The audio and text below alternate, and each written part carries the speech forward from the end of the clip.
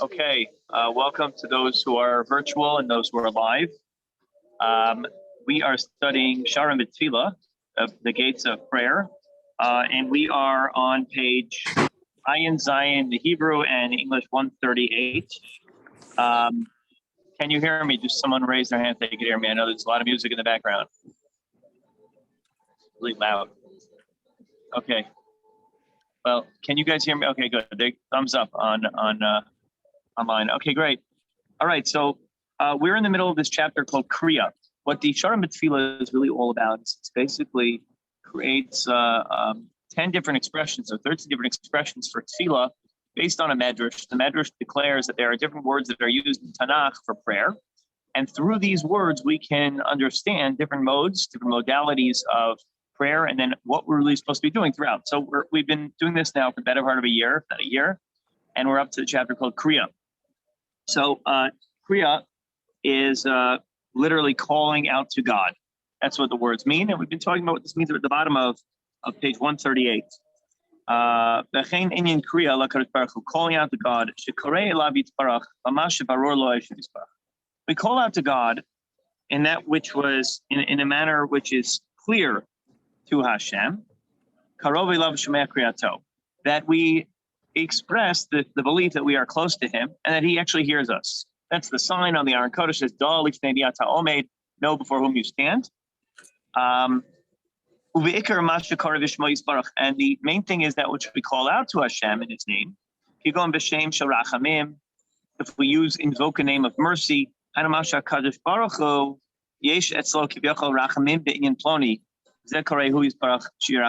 call God that he should have mercy on us. And because of this, calling is the essence of what tefillah is really all about. And the Chazal say, the Chazal bring in the introduction of the Shalah the following idea. I just want to make sure we're on the right place. Are we? Yeah. Hold on one second. Oh, we're kind of summarizing it last. It's actually bottom of 137. Sorry. And he wants to know. The Shlah writes, why is it that when the Jews pray yet are not answered? That was his question. And he says, because they don't know how to pray with the divine name. They don't know how to make use of the ineffable name. That if we knew how to use the name of Hashem, we'd be answered every single time. By the way, that's Chazal said it's the same name that Moshe Rabbeinu uses to smite the Egyptian. Also, it's a name that is used it's impenetrable fortress, meaning it gets through any fortress. If there's a block, if there's a block between us and Shamayim, we use that name of Hashem, we'll know how to access every single chamber. There's a belief that name will be used when the Mashiach comes, and that will sort of declare himself with using that name when Shabtai Tzvi and Shabtai Tzvi scandal, when he came sort of out in the world as the false Messiah, he got his aliyah, and instead of saying Hashem, he used the ineffable name, and that was like the controversy that kind of broke the controversy. Everybody who already believed in Mashiach then for sure said this was the declaration. Anyway, so that name, though, anyone who does call to Hashem that name, promise that they'll be answered to. An inherent in Kriya is a compelling argument and reason for the prayer to be answered.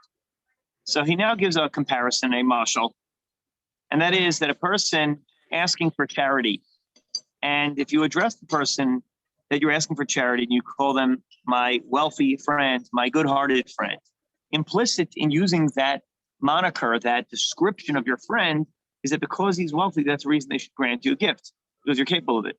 And since you have a good heart, of course, you should use that money that you have, those resources, to give over to me that which you have. So the same thing is true when we talk to HaKadosh Baruch Hu. We invoke a certain name. There are many names of Hashem says, but we invoke the name of Rachamim because we want to bring Rachamim into our lives.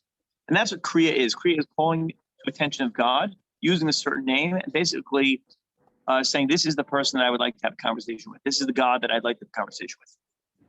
So let's now skip now to the bottom where we got up to.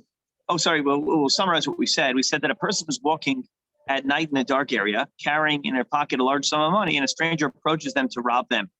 At that terrible moment, a police car happens to pass by. So if you yell, help, help, help. So maybe some people will help, some people won't help. famous story in the when Kitty Genovese was being killed. So instead, half an hour went by and nobody did anything. Right?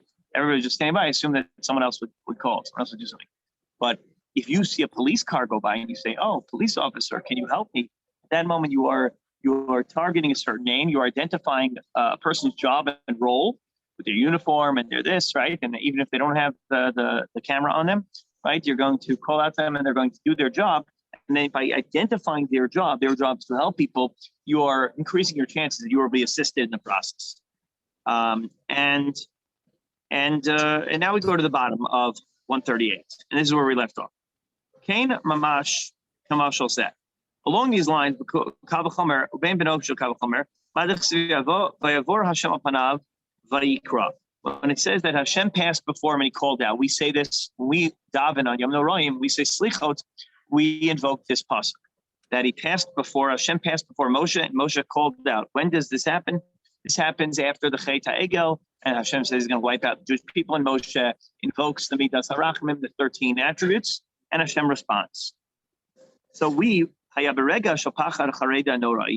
moment of great fear and trepidation, Kol ha'ashirus shekibel HaTorah atzma nitzchias in Yisrael, tachlet kol olamot kol ratzon Hashem be'olam, et kol omdim la'asok mimeno al-yedei ma'aseh egel.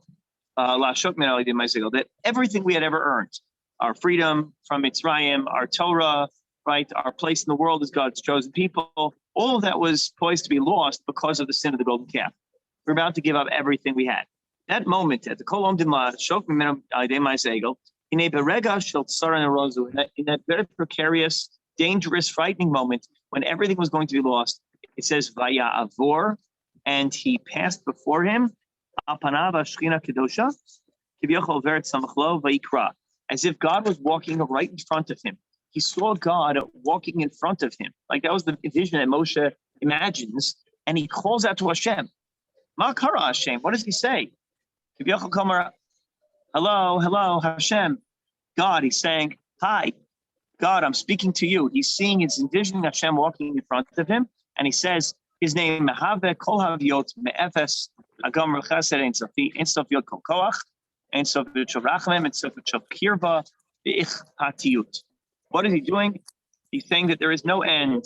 There's an infinite amount of power, of strength, of mercy, of forgiveness, of closeness, of involvement in my life. There's no limit to who you are. By calling out in God's name, at that moment, Moshe basically says, you're the rich person, I'm poor. You are the benevolent person, and I'm needy.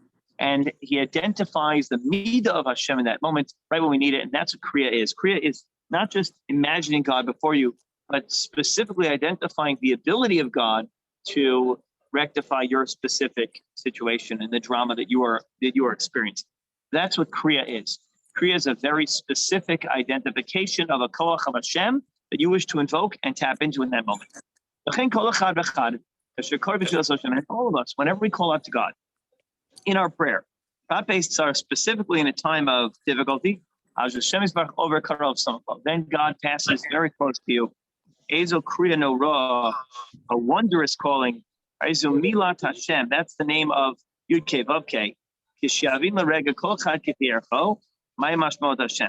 That moment you understand the meaning of what is the Shem Hashem, when a person momentarily grasps, each person on their own level, the significance and the power that is inherent in the name. And now he gives another mashal, another allegory. Yesh bezeh od mashal. Im shotrim ele hem al yado velo sha'avru sham b'mikra.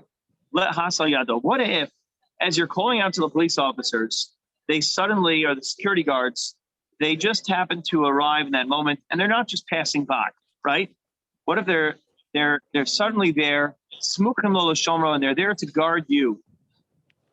If you ever taken a tour to certain more dangerous areas, I have in the West Bank and other areas in Arab communities, and I can tell you that when you have an armed guard with you, you feel like you have someone personally responsible for you. Guard, please save me. My God. Why do we say Elokai? There's an identity that God belongs to me. What does that mean? I own God. That means that he is here just for me in that moment. That's part of the emunah we have to enforce. Not just is God in front of me, not just is he specifically capable of solving my problem, but there is an assignment to my responsibility. He is assigned to me in my life in this moment. And we know that when we say Elokai Nitzor Shoni Meira, when do we invoke my God? When do we say my God? When something really cool happens. My God, right? Like he hit a home run. I can't believe it. No, but when do we say my God? We say my God. When, You're out of school? Yeah. Oh, I'm so happy for you. okay, sorry. Backwards. Okay, so when do we invoke my God? We invoke my God when we say save me from Lashon Hara. You know, I would have known. I would have come home. We invoke Hashem, we say, save me from Lashon Hara. So at that moment, what are we saying exactly? For instance, Chazal compared Lashon Hara to the three big Averot of Yerayit, Shichotam, Avodah Zarah. And Lashon Hara is worse than that. Lashon Hara is like all three combined. Lashon Hara is like one of the reasons why the temple is destroyed. So imagine you're now in a grave danger. Because of one word. I said one word, one unguarded moment in my Shabbos table last week, and now all of a sudden, everything I have, everything I've ever known and loved is going to be jeopardized because of Lashon Hara. So what do I shout at the end of davening? I say, Elokai, right? Elokai Nitzor Shoni Meira. God save me from my language. I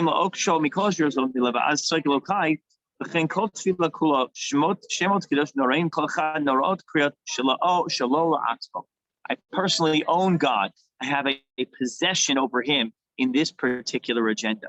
It's not just a random person passing by and I'm saying help. Identify that person's role, the police officer, the person who is uniquely skilled and talented to rectify my situation, A. B, I mentioned their name. C, they have a shaykhus to me, have a particular relevance to me in this moment. It's those three things that we are invoking when we daven: a personal connection to Hashem, an identity that Hashem has the skill to do so, and that he is actually in front of me, that he is passing by in front of me. All three of those virtues, those aspects are part of Kriya. And now we move on to the next section of the chapter. We're trusting Hashem while recognizing danger. We'll just pause at any questions for a moment. Okay. You know what? Yeah.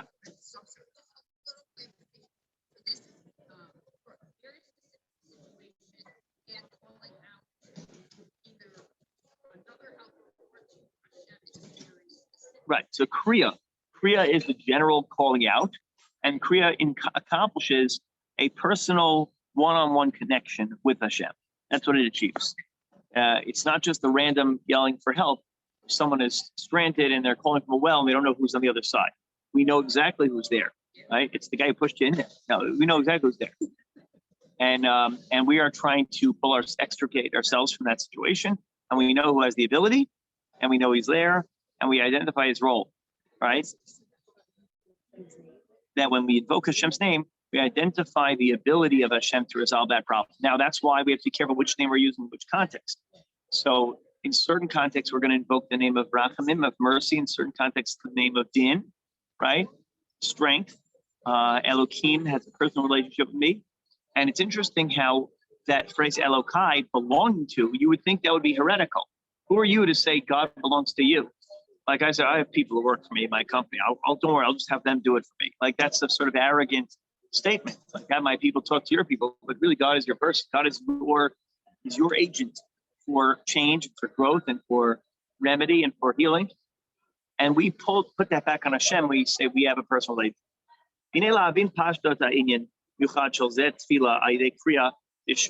To understand the basic notion of calling out to Hashem by name,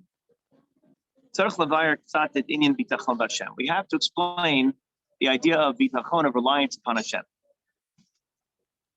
What is this idea of relying upon Hashem? If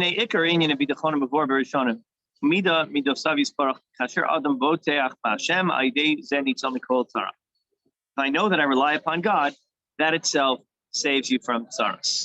Like, for instance, imagine a child is calling you to help, and the parent believes the child can do it themselves. They can say, no, you got this, right? You got it. But if they say, help, I need you, I can't do it by myself, you're going to drop everything because I'm totally reliant on you. I need you, but I need you, Ima, to do this for me, do my assignment, because I have to go play basketball. So please finish my assignment. I can't do it myself. So if you invoke that I need you, all of a sudden, remember we talked about last week the cosmetic trick to getting really busy people to help you by telling them you need their advice. So if you tell people you need them, oh, I'm needed. Now Hashem has that relationship as well. That when he is needed and we really show we rely upon him, we can't do without him, he steps up. Draw them with Hashem. I gave Zenit some Mikotara. Moshe Amar lo yichal nu lanetzach kol achosibach. Well, the Medrash Tehillim, he can't turn us down if we rely upon him. Amar Moshe la'echad shalistim. Let's say there were armed bandits, tafsu, and they seized hold of a person, vehilkuhu, and they started to hit the person. Amar karov l'melachani. He says, I am close to the king. He pulls out his police benevolent society card, or he has in his license. I support the police. Oh, wait a minute. Why didn't you say so? I'm not going to give you the ticket now. So actual story, this really happened to me. I was on I was driving where Old Orchard meets what's that street? That cemetery, Old Orchard and Skokie Boulevard and Old Orchard, right? I'm driving there, and then all of a sudden there's two cars that are racing against each other. It's road rage going on. It's an older man, it's younger teenage girls, and they're basically arguing, cursing each other, and somehow I get caught in the crosshairs, and they ram into my car. So we pull over where the bank is. Used to, now it's a marijuana dispensary. Used to be a bank, and it used to be called something, and now it's called another name, right? They keep changing names. So we pulled over there, and I'm trying to stop these two from fighting. They're literally going to kill each other. So I get them into their cars, and I'm the one who got hit. And we calm them down. I call the police, and all of a sudden, the guard who shows up, and I'm like, I was using this illustration. You can't escape your role. If you're a rabbi, you're always like being diplomatic and trying to make peace. And all of a sudden, the police officer shows up and says, "Oh, Rabbi Gelman, how's it going?" He's done like jobs by our shul often. So there's a personal relationship. So you call up your anyway, the robbers are there to attack you, right? And they're trying to hurt you. Amar Karov Lamelchani. I know the police officer, right? I have a personal relationship with them. If you Lamelech, they bring to the king. Amalei Amelech. Really? Are you really close to me? You didn't write on Valentine's Day. You didn't do this, right? You didn't. What happened? There was no Tafsu Belku Amar Karov Lamelchani. Yeah, maybe I'm not so close. Maybe I didn't daven. I put on film last week. All right, I didn't come to Minyan. Maybe I didn't learn in a while. Maybe I'm not so careful about brachos. I feel like that Chris Farley skit. Maybe I don't really brush my teeth every day, and I remember that. So maybe I don't do all these things. However, I relied upon you. I invoked your name. Because you said that you were close to me, because you had me in your car, because you had that sticker on your car that said I support police, right? All of a sudden, that's what bitachon is. Bitachon is reliance upon Hashem, not closing the earth. God will worry about me. God will save me. Even though I don't deserve it, even though by my merit of my actions, I don't really deserve that kind of level of intervention, but I am close to God, and because I invoked the fact that I rely upon him, that itself generates my support. Now, page 141 in the middle, he's now going to quote the Vilna Gaon. The Vilna Gaon says, Michazal, one who relies upon Hashem, kindness will surround that person. Even if you're evil. Hashem, and you rely upon Hashem, chesed will abound you. There's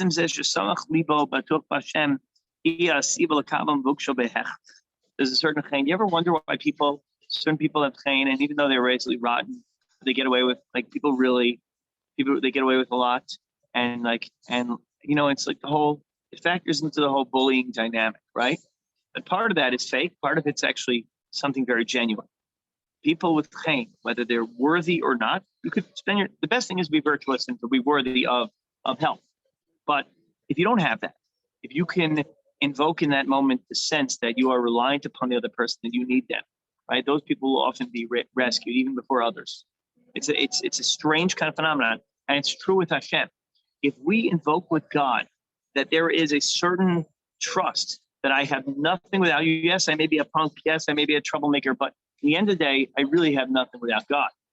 If you can invoke bitachon, it's a way to get where you need to be rescued from the crisis that you're going. So the Vilna Gaon wrote, even a wicked person who trusts in Hashem will be surrounded by kindness, because you at least have bitachon, you have trust in God.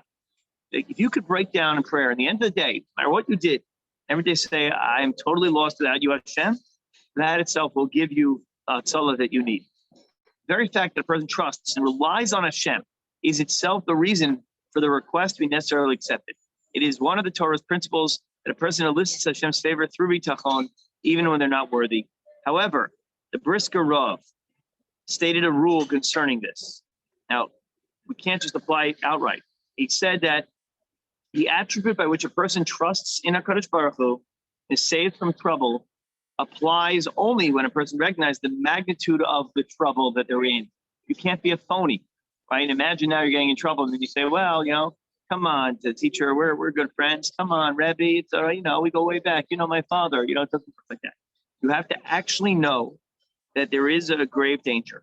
You have to understand that level of danger. One of the things Mechanchim try to do is they make these children understand that this is serious. It's not just something you can keep rescuing yourself, extricating yourself from the situation every time. Nevertheless, even though you're in grave danger, you still trust in Hashem, only then can you be called one who is Boteach B'Hashem. Then bitachon will actually work. So bitachon works, says the Brisker Rav, only when you acknowledge the actual tsar. Okay? That's the formula. Okay, so I want to check the timing. You good for 5 more minutes? Yeah.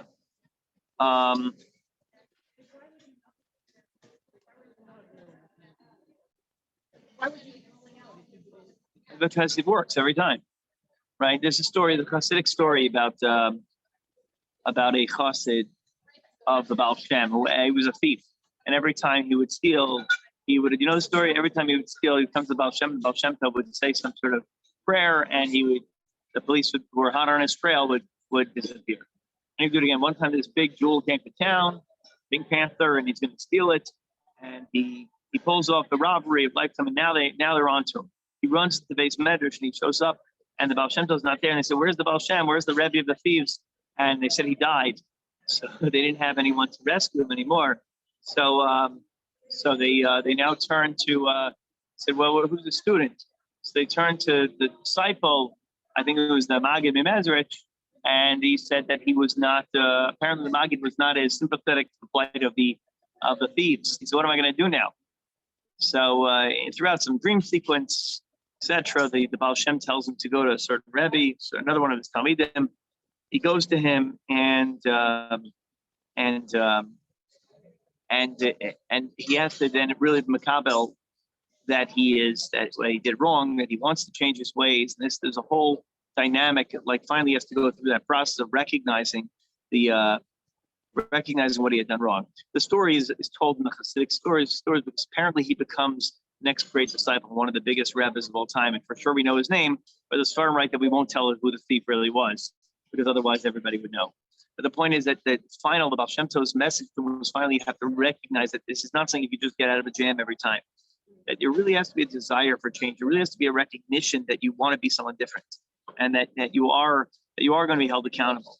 So accountability, the Brisker Rav said, is key to bitachon. So what's interesting is he's giving you the two sides. On the one hand, recognizing that God can rectify your situation is true. Bitachon is everything, but bitachon without a sense of knowing your place is also not very helpful, right? You can't just trust blindly.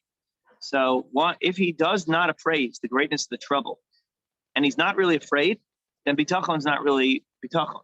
Why is that? Because I can't rely upon Hashem if I'm not really frightened, right? If I thought that I was really in a situation where I could always be rescued, then I'm not really in trouble. And then my bitachon is not bitachon. I don't really trust in Hashem. I trust that I'm safe, right? It's, when you hit the turbulence in the plane, and all of a sudden everything, right? There's a story, there was this airplane that hit a tremendous amount of turbulence. And all of a sudden, just out of nowhere, they didn't know it was coming, it just dropped. This happens, it hits an air pocket, like a 20, 30-foot drop suddenly. And the guy comes over the loudspeaker and says, listen, we want you to know, because the not realizing that his hand was on the thing, at the time the plane hit that drop, so the pilot had called out an obscenity. So oh, bagel, right? And he calls it out. So people were so frightened they thought they were going to crash. He says, listen, I want I didn't mean to scare you before. That was really an air pocket.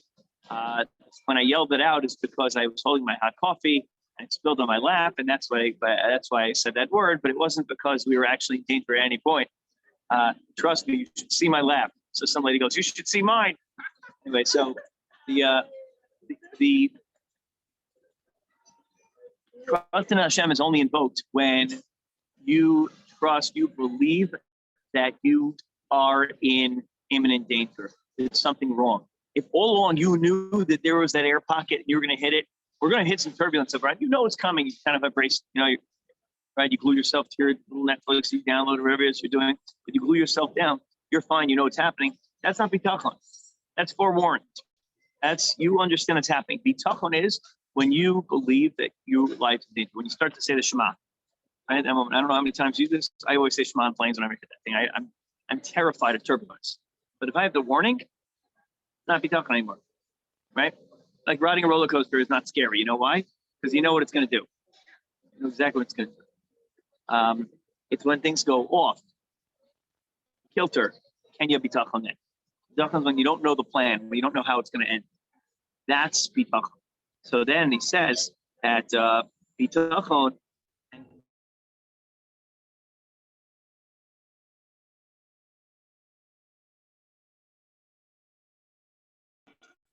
The reason he is not afraid, that he trusts and relies on Hashem, is that it will be good for him, is because he doesn't know that the stress actually exists. It's not because he trusts and relies upon Hashem. The only way to test bitachon is to know that you're in danger, to recognize severity of trouble, to know that you have no other way out. It's not like, can you please drop my lowest grade? Can you please change my score on my exam? You don't really feel that's your last option. You're probably going to be fine. When you really feel desperate, there's nowhere else to turn. I say to the kids who want to go back for a second year in Israel, I say, what's the formula for convincing your parents? I said, you have to really cry. What do you mean you have to cry? You have to really feel that you want it. You have to really want it. You have to feel that there's no other way, that you've lost all hope. That moment, that is bitachon. I need you to answer the phone because I have no other choice. So that's the secret to protection. That's how the Brisker Rav conducted himself practically. There are a number of occasions. This is the great that the Brisker Rav was in danger. And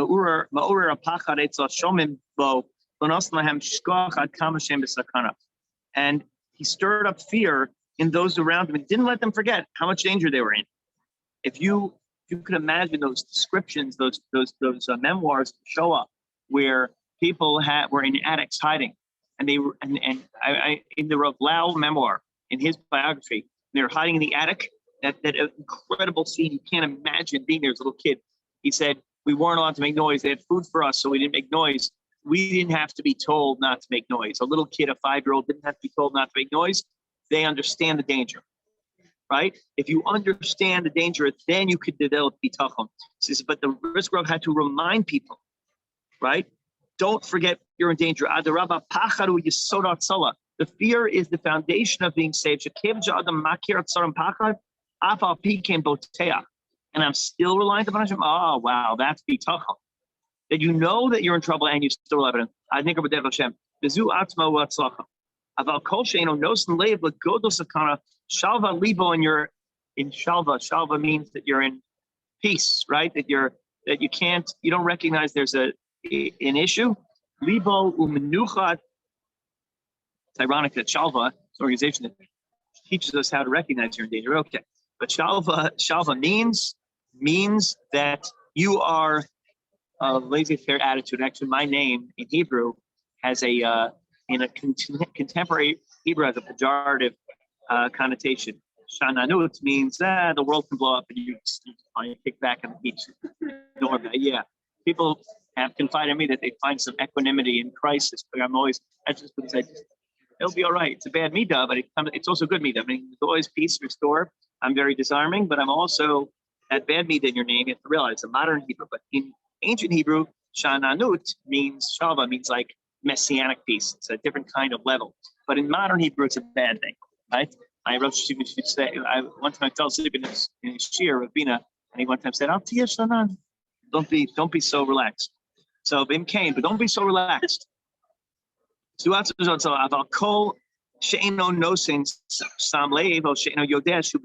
you don't know you're in danger, then how far are you from being saved if you don't know you're in danger? If you don't even know there's a problem.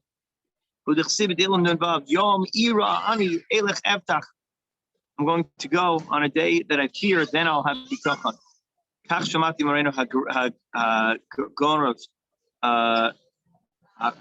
This is what I heard from Yosef Soloveitchik Zatzal.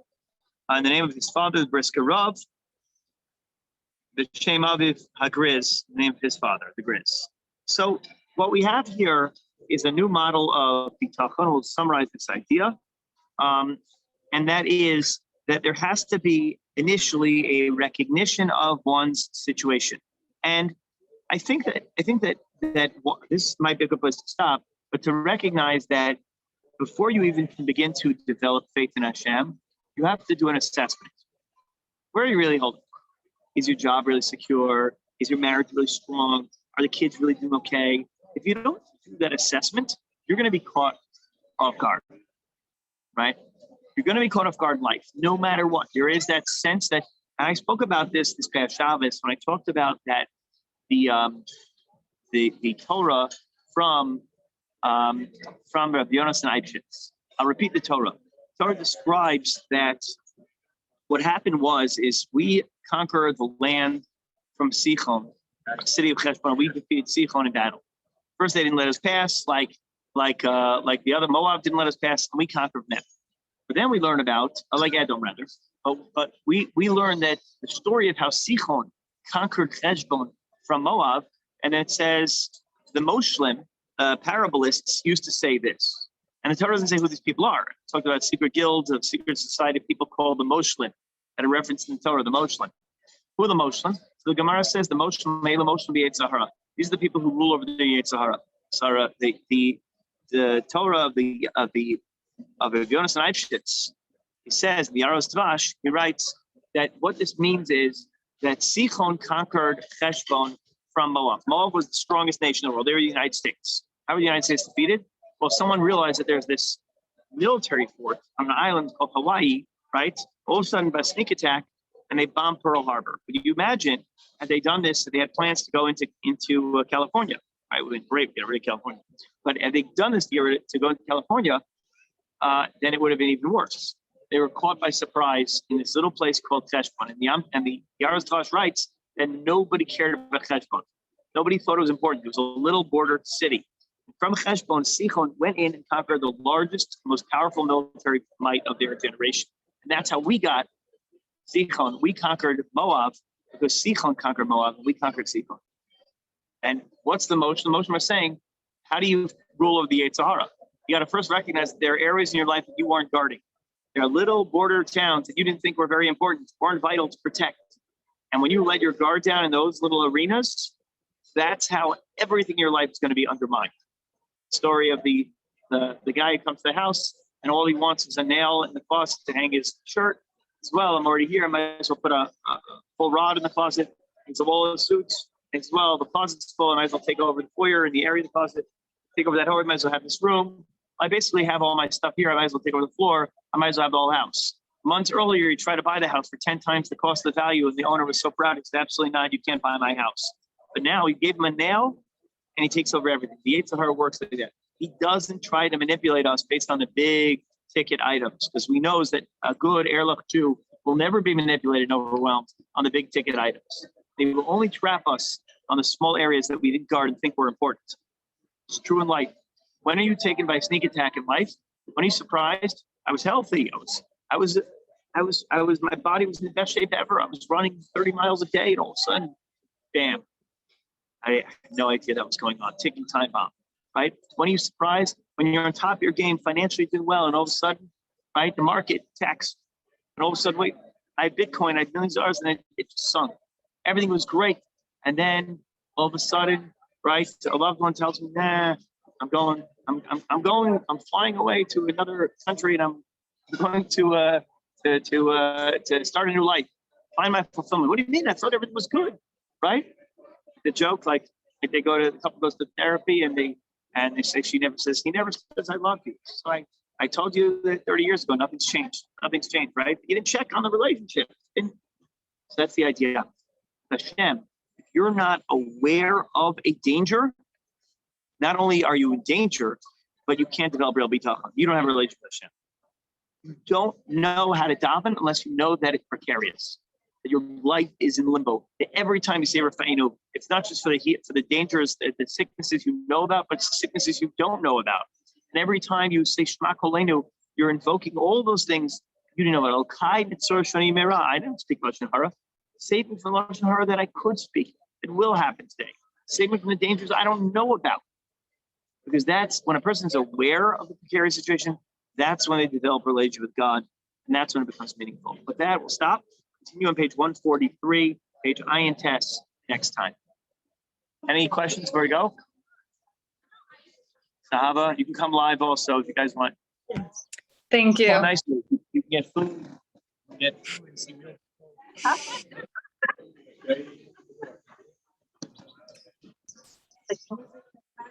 Have a great day, everyone. Thank you. Bye.